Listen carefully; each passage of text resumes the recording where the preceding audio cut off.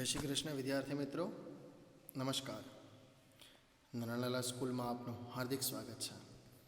विद्यार्थी मित्रों, आज આપણે ધોરણ 12 ની અંદર ગુજરાતી વિષયમાં પ્રશ્નપત્રનું અવલોકન જોઈશું। વિદ્યાર્થી મિત્રો, પ્રશ્નપત્રનું અવલોકન કેમ જરૂરી છે? તો વ્યાકરણ એકમનો અભ્યાસ કરતા પહેલાં આપણે પ્રશ્નપત્રના માળખાનું અવલોકન કરીએ। પ્રશ્નપત્રના માળખાને જો ધ્યાનથી સમજી લઈશું તો પરીક્ષાની મહેનત ક્યાં અને કેટલી કરવી તે જાણી શકીશું, જેથી કરીને પરીક્ષામાં ઉત્તમ ગુણ મેળવી શકાય। વિદ્યાર્થી મિત્રો, પ્રશ્નપત્ર નજરે આવતા સૌથી પહેલાં કેટલીક સામાન્ય પણ મહત્ત્વપૂર્ણ વાત ધ્યાનમાં રાખવાની છે। એ છે વિષયનું નામ, બીજું છે વિષય કોડ, તેમજ પ્રશ્નપત્ર પ્રથમ અથવા દ્વિતીય ભાષાનું છે એ તપાસવું। જો વિષય કોડ ધ્યાનમાં હશે તો ભૂલથી પણ પ્રશ્નપત્ર બદલાવાની સમસ્યા નહીં થશે। હવે વિદ્યાર્થી મિત્રો, મોટાભાગે તો એવું બનતું નથી કે તમને કોઈ બીજું પ્રશ્નપત્ર મળી જાય, પરંતુ શું થાય છે કે ક્યારેક આપણે પરીક્ષા સ્થળે પહોંચવામાં લેટ થઈએ તો આપણે ઘણી ઉતાવળે વર્ગખંડની અંદર દાખલ થઈ જતા હોઈએ છીએ, જગ્યા પર બેસી જતા હોઈએ છીએ, તરત જેવું પ્રશ્નપત્ર મૂકેલું હોય એ લઈને લખવા માંડી જઈએ છીએ, કારણ કે આપણને બીક હોય કે ક્યાંક છૂટી ન જાય। તો એના કારણે આપણે વધારે તપાસ કરતા નથી। તો ઘણીવાર એવું બને છે કે ઉતાવળમાં કોઈ અન્ય ક્લાસમાં અન્ય જગ્યા પર બેસી જઈએ અને અન્ય પ્રશ્નપત્ર લખાઈ જાય। અગાઉ એવું થયું પણ છે કે એક વિભાગ લખાઈ ગયા પછી ખ્યાલ આવે કે આ તો બીજું પ્રશ્નપત્ર છે। તો એવું ન થાય એની માટે તમારે ધ્યાન રાખવાનું છે વિષયનો કોડ। જો વિષય કોડ તમને બરાબર યાદ હશે તો કોઈ સમસ્યા નહીં સર્જાય। વિષય કોડ ક્યાં હશે? તો તમને જે હોલ ટિકિટ મળે છે એ હોલ ટિકિટની અંદર વિષયના પહેલાં વિષય કોડ કરીને એક કોલમ છે એમાં મળશે।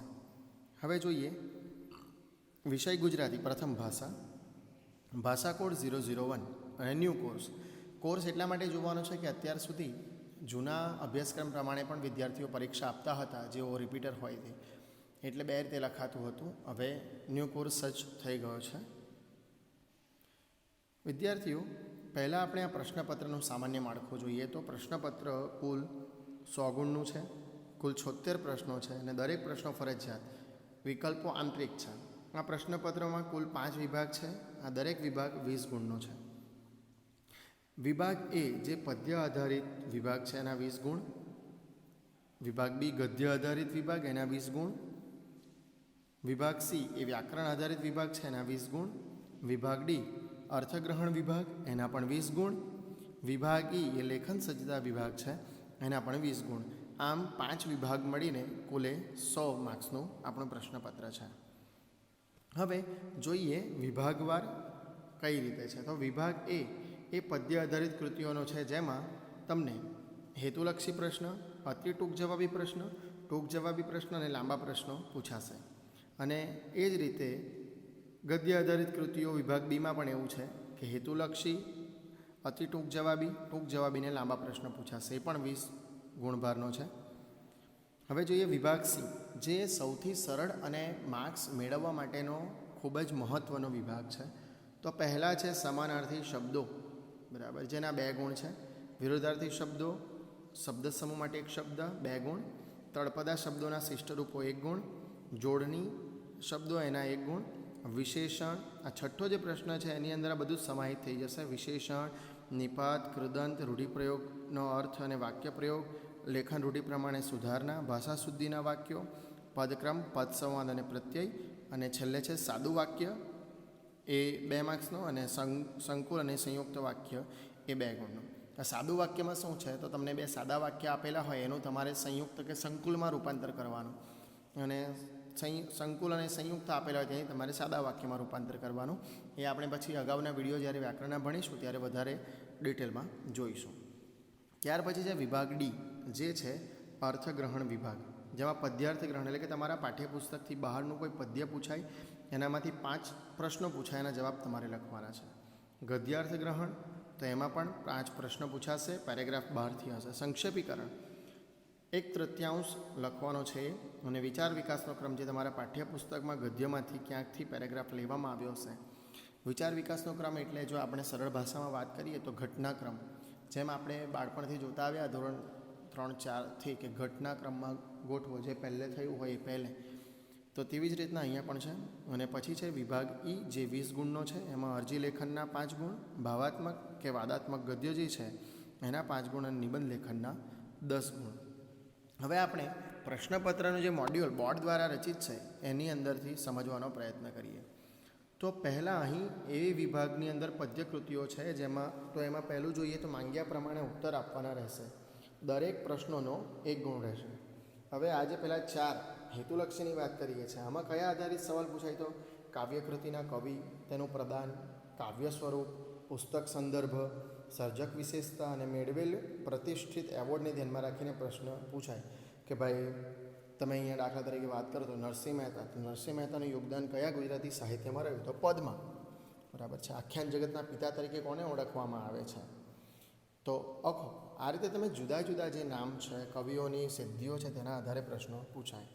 પછી છે એક વાક્યમાં ઉત્તર આપવાના છે એ. તો એમાં કાવ્યકૃતિની વિષયવસ્તુ, કાવ્યની સર્જનાત્મકતા વિશેષતા, કાવ્યનું તત્વ, આસ્વાદ, અર્થ વૈવિધ્યને ધ્યાનમાં રાખીને પૂછાય. પછી છે પ્રશ્ન 9 અને 10, તેમાં 4-5 વાક્યમાં ઉત્તર લખવાના. તો તેની અંદર શું છે? તો કાવ્યકૃતિના વિષયવસ્તુ, આસ્વાદ, કાવ્ય તત્વ, અર્થ વૈવિધ્ય, પાત્ર, કથન કલા, રચના વૈવિધ્ય, કૌશલને ધ્યાનમાં રાખીને પ્રશ્ન પૂછાય. અને પછી છે પ્રશ્નોના સવિસ્તાર ઉત્તર 70થી 80 શબ્દોમાં લખવાના. એટલે જે મોટા પ્રશ્નો, એક પ્રશ્ન 4 માર્ક્સનો, તેમાં 11 અને 12 નંબરનો સવાલ છે. એમાં 12 નંબરમાં તમને આંતરિક વિકલ્પ મળે, એટલે કે 2 સવાલ હોય છે એકબીજાના અથવામાં. તો આ થઈ ગયો વિભાગ એ. એ જ રીતે વિભાગ બી છે એ ગદ્ય કૃતિઓનો છે. તો એની અંદર તમે જોશો તો સેમ પ્રશ્નનું માળખું એ જ રીતનું છે. પહેલાં છે એ હેતુલક્ષી છે. એમાં ગદ્ય કૃતિના સર્જક, એનું પ્રદાન, ગદ્ય સ્વરૂપ, પુસ્તક સંદર્ભ, સર્જકની વિશેષતા, પાત્ર લેખક કે કવિએ મેળવેલ વિશિષ્ટ જે પ્રતિષ્ઠિત એવોર્ડ છે એ, પાત્ર કેન્દ્રીય ઉક્તિ કોણ બોલે છે, કોને કહે છે, એનો પણ અહીં સમાવેશ થાય છે. ત્યાર પછી 1 ગુણના પ્રશ્નો છે. અતિ ટૂંક જવાબી. તો તેમાં ગદ્ય સાહિત્ય કૃતિઓનું વિષયવસ્તુ, ચરિત્ર નિરૂપણ, સર્જનાત્મકતા વિશેષતા, ગદ્ય શૈલી, વૈવિધ્ય કથન કલા વગેરે ધ્યાનમાં રાખીને પ્રશ્ન પૂછાય.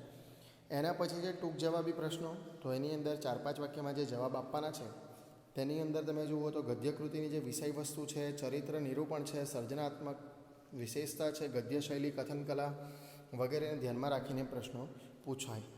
અને ત્યાર પછી ફરી પાછા 4 માર્ક્સનો પ્રશ્નવાળો વિભાગ. તો નીચે આપેલા પ્રશ્નોના સવિસ્તાર ઉત્તર 70થી 80 શબ્દોમાં લખો. આ વિભાગમાં એક સવાલ 4 ગુણનો, એવા 2 પ્રશ્નો પૂછાય. ને એમાં પણ આગળ જેમ હતું તે જ રીતે કે 24મા નંબરનો જે સવાલ છે એનો આંતરિક વિકલ્પ હોય, એટલે એકબીજાના અથવામાં સવાલ હોય. તો આ થયો વિભાગ બી.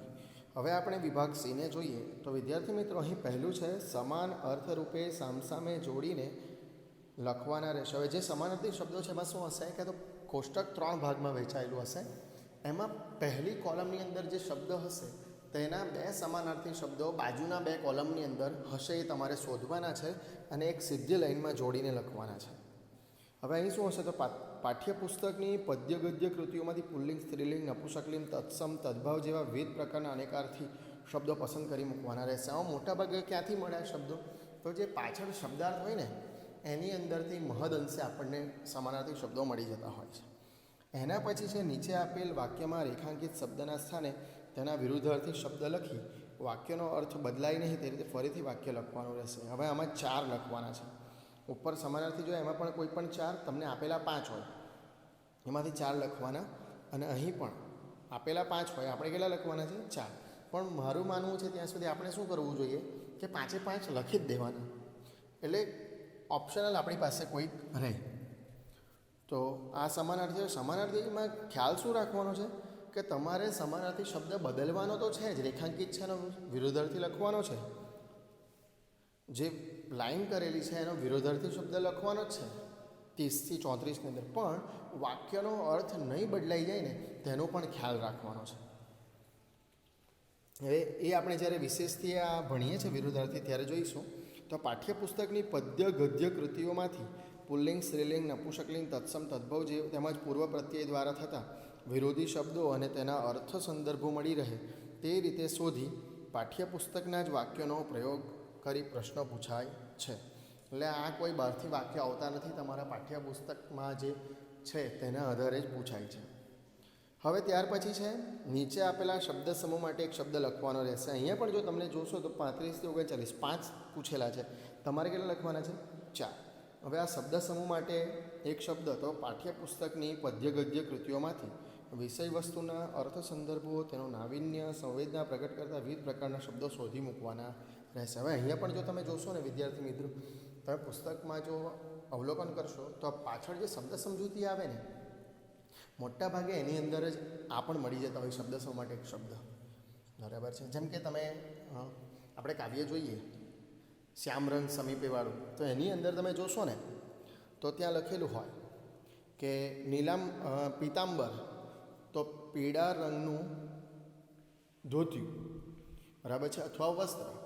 પછી તમે ગિરિધર તો ગિરી પર્વતને ધારણ કરનાર.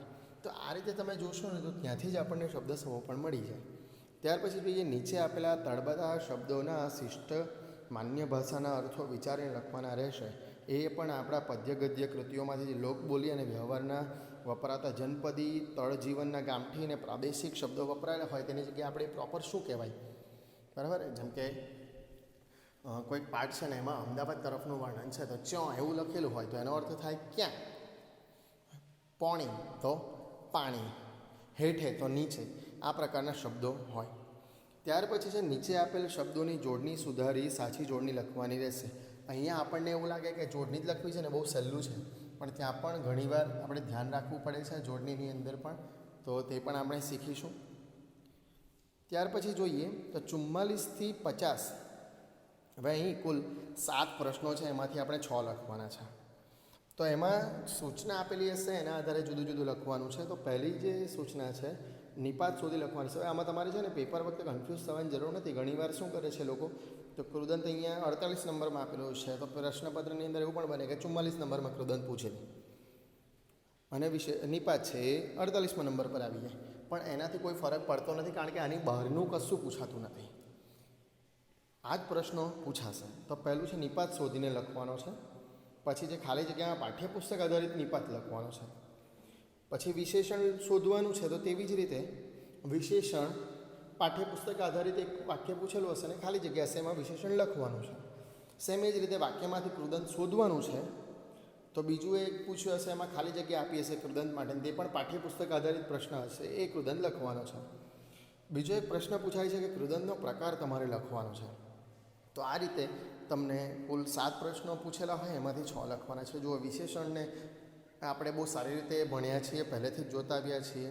કૃદંત પણ આપણે 9 અને 10માં જ્યારે ભણ્યા ત્યારે જોયા છે, 11માં પણ જોયા છે. નિપાત એ પણ આપણને ખ્યાલ છે, છતાં આપણે વિશેષ રૂપમાં બધાનો પાછો અભ્યાસ કરવાના છીએ. હવે નીચેના રૂઢિપ્રયોગોનો અર્થ આપી તેનો વાક્ય પ્રયોગ કરવાનો રહેશે. હવે અહીંયા થોડું ધ્યાન એ રાખવાનું છે કે દરેક રૂઢિપ્રયોગનો એક ગુણ છે, પણ અર્થનો અડધો ગુણ અને વાક્યનો અડધો ગુણ. એટલે જો તમે અર્થ લખો છો પણ વાક્ય નથી લખતા તો અડધો ગુણ, અને વાક્ય લખો છો અને અર્થ નથી લખતા તો પણ અડધો ગુણ. હવે અહીંયા શું છે, અર્થ સાચો હોય ને તો જ વાક્ય સાચું ગણવાનું રહેશે, અન્યથા અર્થનો માત્ર અડધો ગુણ પ્રદાનને પાત્ર રહેશે. એટલે અર્થ સાચો અને વાક્ય લખો તો ગુણ મળે, નહીં તો મળતો નથી. ત્યાર પછી 51 અને 52 નંબરનો સવાલ છે. તો અહીંયા જોશો તો 52 નંબરમાં તમને આંતરિક વિકલ્પ મળે છે. તો 51 ને 52 એ રૂઢિપ્રયોગના અર્થ છે. ત્યાર પછી આગળ જોઈએ તો 53 થી લઈને 55 3 સવાલ છે. 55માં પાછો આંતરિક વિકલ્પ છે.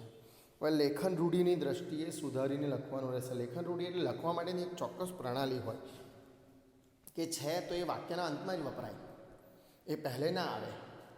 પછી અવતરણ ચિહ્ન, પૂર્ણવિરામ, અલ્પવિરામ, આ તે એનું ધ્યાન રાખવાનું છે. વિરામ ચિહ્નોનું આ બધું પણ અંદર આવશે. પછી છે વાક્યમાં ભાષા શુદ્ધિ અને વિરામ ચિહ્નો વગેરેનો સુધારો કરવાનો રહેશે. ભાષા શુદ્ધિ એટલે તળપદી ભાષા હોય તેની જગ્યાએ શ્રેષ્ઠ ભાષા લખવાની છે. વિરામ ચિહ્નો વગેરેનું ધ્યાન રાખવાનું છે. 55મો સવાલ છે, એમાં 2 ઓપ્શન છે. તો એમાં પહેલું છે એ વાક્યમાં પદક્રમ અને પદ સંવાદ. હવે આમાં શું છે, પદક્રમ અને પદ સંવાદ. તો પદની અંદર જે ક્રમ હોય આગળ પાછળ થાય. તમે વાક્યનું બંધારણ જાણો છો કે કર્તા, કર્મ અને ક્રિયાપદ. તો એ જો આગળ પાછળ થાય છે તો વાક્યનો અર્થ બદલાય છે. એટલે અહીં એનું પણ ધ્યાન રાખવામાં આવ્યું છે અને તેના આધારે લખવાનું છે. 55માં જે અથવામાં તમને મળે છે તેમાં વાક્યમાં ખોટો પ્રત્યય વપરાયો હોય ત્યાં પ્રત્યય સુધારીને લખવાનું છે. પ્રત્યય એટલે નોની નુના જે પાછળ લાગે તેની વાત છે. તો લેખન રૂઢિ, ભાષા શુદ્ધિ, પદક્રમ, પદસંવાદ અને પ્રત્યય સુધારાના વાક્યો પાઠ્યપુસ્તકમાંથી જ આવશે. એમાં બહારનું એક પણ વાક્ય પૂછાતું નથી. પછી છે 56, 57 ને 58. આ 3 સવાલ. એમાં સંયુક્ત અને સંકુલ વાક્યોને સાદા વાક્યમાં ફેરવીને લખવાના છે. કોઈ પણ 2 લખવાના, તમને 3 ઓપ્શન મળે છે. 1 ગુણનો 1 છે. હવે અહીં તમને એક જોડેલું વાક્ય આપેલું હશે, અને તેથી, માટે, પણ, છતાં પણ, તો પણ વગેરે છે. તમારે એને હટાવીને ફક્ત સાદા વાક્યમાં ફેરવવાનું છે. વિશેષમાં આપણે જ્યારે ભણીશું ત્યારે જોવાના જ છે. તેવી જ રીતે નીચે આપેલા સાદા વાક્યોને સંયુક્ત અને સંકુલ વાક્યોમાં ફેરવીને લખવાના છે. બંને એકબીજા રિલેટેડ છે. એક આવડે એટલે બીજું આવડી જાય. જેમ સાદા વાક્યોની અંદર શું કરવાનું છે, સંયુક્તમાંથી સાદામાં ફેરવવાનું, તો સાદામાંથી સંયુક્ત. એકમાં જોડવાનું છે, એકમાં છૂટું પાડવાનું છે.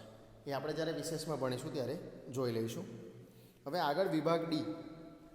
જો યાદ રાખજો વિદ્યાર્થી મિત્રો, વિભાગ સી, વિભાગ ડી અને વિભાગ ઈ સારામાં સારા માર્ક્સ મેળવવા માટેના વિભાગ છે. જો તમે એમાં સિરિયસલી મહેનત કરી લેશો તો તમને ભરપૂર માર્ક્સ મળશે.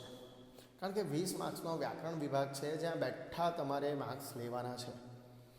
તેવી જ રીતે અહીં પણ બેઠા માર્ક્સ મેળવી શકાય એ રીતની વ્યવસ્થા છે. કઈ તો જુઓ પહેલે કે પદ્ય ગ્રહણ તમને આપે, એક પદ્ય પૂછેલું, એના આધારે તમારે જવાબ લખવાના છે. 5 સવાલના જવાબ. હવે ક્યાંય પણ આપણા અભ્યાસમાં નહીં હશે, અપઠિત હશે. ઉર્મિભાવને પ્રગટ કરતા, જીવન સંદેશને પ્રગટાવતા કાવ્યો બહારથી પૂછાયેલા હશે. તો એના આધારે તમારે તૈયારી કરવાની છે. 62થી લઈને 66 સુધીના સવાલ પદ્ય આધારિત છે. હવે આમાં કાળજી રાખવાની છે કે આપણે શું કરીએ છીએ, કાવ્યની પંક્તિ બેઠી લખી દઈએ છીએ જવાબમાં, તો એ ચાલશે નહીં. તમારે પંક્તિને સમજીને તમારા શબ્દમાં લખવાની છે. ત્યાર પછી વિભાગ 67થી 71મો સવાલ જુઓ, વિભાગ ડીનો બીજો, તે ગદ્ય આધારિત છે. જ્યાં પેરેગ્રાફ આપેલો હોય એનામાંથી તમારે જવાબ લખવાના છે. હવે જે પદ્ય આધારિત અને ગદ્ય આધારિત જે એક પૂછાય છે ને, એમાં 5મા નંબરનો સવાલ છે, એ શીર્ષક આપો છે. આ શીર્ષક આપતી વખતે ખૂબ ધ્યાન રાખવાની જરૂર છે. અને કઈ રીતે થશે એ આપણે એની પછી જ્યારે એનો અભ્યાસ કરીશું, વિભાગ ડીનો વિડીયો જ્યારે હું બનાવીશ ને મોકલીશ ત્યારે એમાં હશે ચર્ચા. ત્યાર પછી જોઈએ તો હવે પાઠ્યેતર ગદ્યખંડને 3જા ભાગનો સંક્ષેપ કરી તેને ઉચિત યોગ્ય બંધબેસતું શીર્ષક આપવાનું રહેશે. હવે તમારા જે પાઠ છે ને, પાઠ્યેતર ગદ્યખંડ એટલે પાઠ્યપુસ્તકમાં વર્તમાન સમયમાં ક્યાંય ન હોય, આ પણ પાઠ્યપુસ્તકની બહારનું.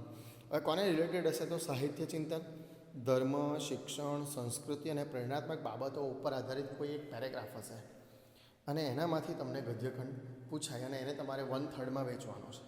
તો એક આ છે. ત્યાર પછી 73મો સવાલ છે, ગદ્યખંડને કાળકથન રીતિ પ્રમાણે વિકાસના ક્રમમાં ગોઠવીને લખવાનો રહેશે. મેં તમને કીધું તેમ કે આને આપણે છે ને ગુજરાતીની અંદર સરળ શબ્દમાં કહીએ તો ઘટનાક્રમ એટલે કે વાર્તાના ક્રમમાં ગોઠવો. તો જેમ જેમ ભણી ગયા તેમાં કઈ કઈ ઘટના એક પછી એક ઘટી ગઈ, તે જ રીતે અહીંયા ઉપર નીચે કરેલું છે, તો આપણે લાઈન ટુ લાઈન એને ગોઠવવાનું છે. તો આ થયો 73મો સવાલ. હવે વિભાગ ઈમાં આવી જઈએ.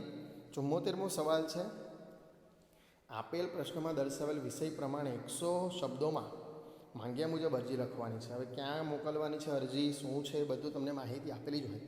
દાખલા તરીકે લખ્યું હોય કે તમારા વિસ્તારમાં વરસાદના કારણે ઉભરાયેલ ગટર દ્વારા થતી ગંદકીનો નિકાલ કરવા માટે તમારા જિલ્લાના આરોગ્ય અધિકારીને પત્ર લખો, આવું લખ્યું હોય એટલે આપણી પાસે માહિતી આવી ગઈ કે કોને પત્ર લખવાનો છે, કોણ લખે છે, શું કામ લખવાનો છે, અને એના આધારે આપણે એક અરજી લખવાની છે. ત્યાર પછી નીચે આપેલા પાઠ્યેતર ગદ્યખંડનું વાદાત્મક ગદ્યમાં રૂપાંતર કરવાનું. અહીં છે ને એકબીજાનો ઓપ્શનલ છે. ફરી પાછા આંતરિક વિકલ્પવાળી વાત કે પહેલું શું છે, તો વર્તમાન સમયમાં ક્યાંય ન હોય ને એવો કોઈ મુદ્દો સામાન્ય ચર્ચા કરી દાખલા, દલીલ, તાર્કિક બાબતો પ્રગટ કરી શકાય તેવો ગદ્યખંડ પૂછાય. અહીંયા જે પેરેગ્રાફ હોય ને તેને માની લો કે તમે કોઈની સામે રજૂ કરો છો કે આવું જ કેમ, આવું થાય કે નહીં, આવું કરી શકાય કે નહીં, શું આવું બને. આવી રીતના જેમ તમે સામેવાળાને પૂછી રહ્યા છો, કોઈ દલીલ કરી રહ્યા છો, તેવી રીતે પેરેગ્રાફને કન્વર્ટ કરવાનો હોય છે. એના 5 ગુણ છે. અથવામાં બીજું એક આપ્યું હોય કે નીચે આપેલી શબ્દ યાદીનો પ્રયોગ કરીને 70 થી 80 શબ્દોમાં ભાવાત્મક ગદ્ય લખો.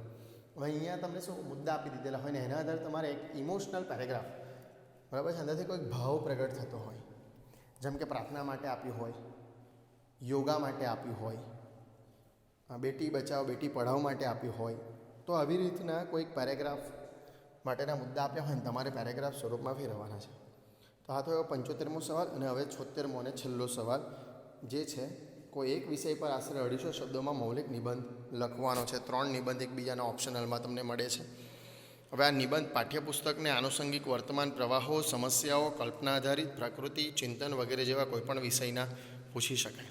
અને ધ્યાનમાં શું રાખે છે જ્યારે આ નિબંધ લખીએ છીએ ત્યારે તો મૌલિકતા, તમે કેટલું ફ્રીલી લખો છો, કોપી નહીં, તમે કેવા વિચારો પ્રગટ કરો છો તમારાથી, ભાષા શુદ્ધિ, બરાબર છે, આપણે કેટલી ચોખ્ખી ભાષામાં લખીએ છીએ તે, લેખન કૌશલ્ય કઈ રીતે લખાય છે, બરાબર છે, અક્ષરો કેવા છે, અલ્પવિરામ પૂર્ણવિરામ છે કે નહીં, કાવ્ય પંક્તિઓ છે કે નહીં, સુવિચાર સૂત્રો છે કે નહીં, નિબંધ કઈ રીતે સુંદર દેખાય માટેના પ્રયત્નો કર્યા છે કે નહીં, તો એ બધી જ વસ્તુઓને ધ્યાનમાં રાખવામાં આવે છે. તો આ થઈ ગયો આપણો વિભાગ ઈ.